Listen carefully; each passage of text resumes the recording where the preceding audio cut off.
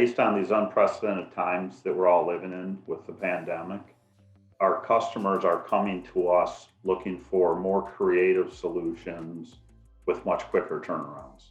So the RFPs we responded to, typically we have to respond quicker with a shorter duration.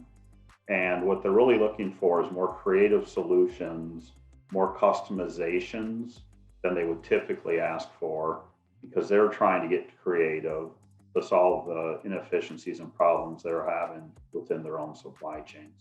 And going along with that, our customers are asking for more visibility, more real-time visibility to their products, what's going on within their supply chain, including that piece we drive for them, in a more real-time fashion. We've been working on these types of solutions for a couple of years now. So we've seen the trend in the market, especially because of omni-channel, where our customers need to tie their inventory positions together much more tightly with much more real-time information. So we've had a lot of these tools in our toolkit to provide to our customers. So for a lot of these requested, it's been a tight partnership of us helping them understand how we can deliver what they're asking for. Some of that's us getting creative and stitching together a solution, but a lot of that is them configuring their systems a little differently. But all in all, it's worked out pretty well.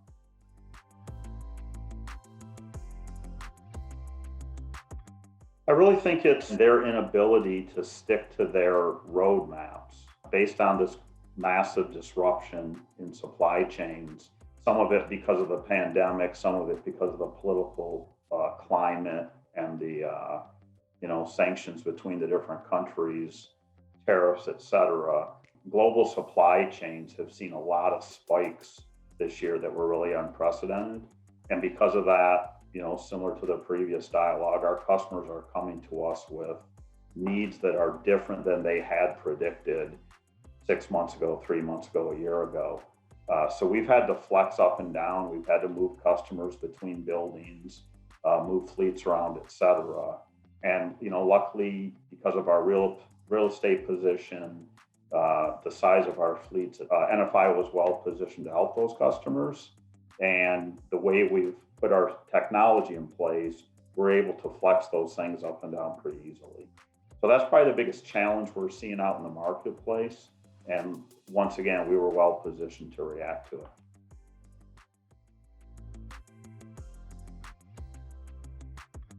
For several years now, we've claimed and deemed ourselves a 7x24 IT shop. So because of that, we have resources in California, we have resources in the East Coast. So that's really helped us a lot. When someone asks for something quickly, we really have people working around the clock that can get after those types of requests. So that's helped us significantly. And then from a process perspective, we've been putting change management, change control processes in place here for going on 4 years now, which allows us to put a lot of change through the system in a controllable fashion, and it de-risks, putting too much change in the system at once. So once again, we didn't put all those things in place because of the pandemic or because of COVID, but we were well positioned to react to them. We've had to do some quick reconfiguration of some operations from a systemic perspective to handle additional volume. We've had some customers ask us to take on a product line that we weren't handling for them before. So we've had to go in and reconfigure to handle a different product line that the system wasn't originally set up for. So we've had to be nimble with operations to react to some requests like that, but nothing that caused us to totally change the direction or the strategy we were going in. Nothing that caused us to go out and buy brand new systems or expand into a new data center. So honestly, we were really positioned well to take on all these challenges. And sure, we were nimble and made some changes along the way, but we didn't have to reinvent ourselves or drastically do anything different to take it on.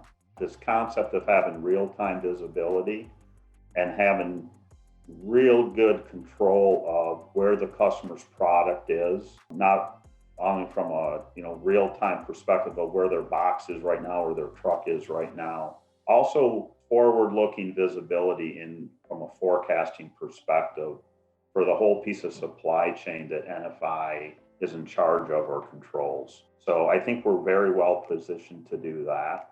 We've also proven that we can react and serve the customers in ways a lot of our competitors can because of the way we've built our systems. We have more real estate than most of our competitors, as well as our asset and non-asset based transportation. We're well suited to be able to jump in and solve problems for our customers quickly.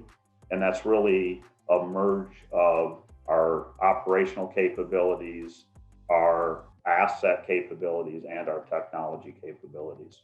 I think from an IT perspective, this year has not been as disruptive as it was for some departments, some operations.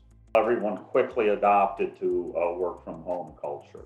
We've really learned as a company how to get everything done 7x24, regardless of where anyone is. That's been a huge learning for us. Looking back a year ago, we had some processes coupled from some people sitting in headquarters or some people sitting in a specific operation. We've got all the technology in place now that anyone can work anywhere. So that's probably been the biggest change in how technology works within the last year. And with some of the collaboration software that we're all heavily using now, in some ways collaboration is actually better. But I'm incredibly proud of NFI and everyone at NFI, especially the frontline workers that have kept us humming through the year. A lot of us back office people are, like I said, working remote and doing somewhat the same job. But I'm really proud of the fact that NFI has continued our growth trajectory, continued living our values through this year. And kudos to our frontline workers who have done so much to make us successful this year.